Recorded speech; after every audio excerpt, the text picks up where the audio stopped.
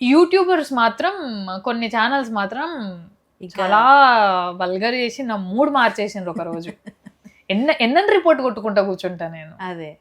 అంటే వాళ్ళు పెట్టే థంబ్‌నెయిల్స్ ఎట్లుంటాయంటే మన గురించి 10 ఏళ్లుగా తెలిసిన వాళ్ళు కూడా ఏమైంది ఇట్లా అయిందంట కదా అని అడుగుతుంటారు.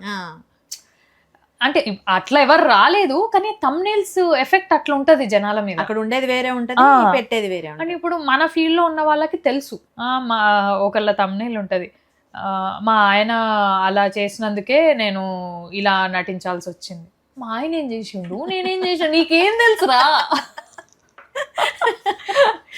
ఇలాంటి థంబ్‌నెయిల్స్ నాకు ఓ రోజు మూడ్ ఖరాబ్ అయిపోయింది. నేను అంబాజీపేట ఇవి ప్రమోషన్స్ కోసమని వేరే విజయవాడలోనో ఎక్కడో ఉన్నా. మూడ్ ఖరాబ్ అయిపోయింది. నాకు కాల్ చేసి నాన్న ఇట్లా థంబ్‌నెయిల్స్ పెడుతున్నారు అని. వాళ్ళది ఎందుకు చూస్తున్నావు నువ్వు?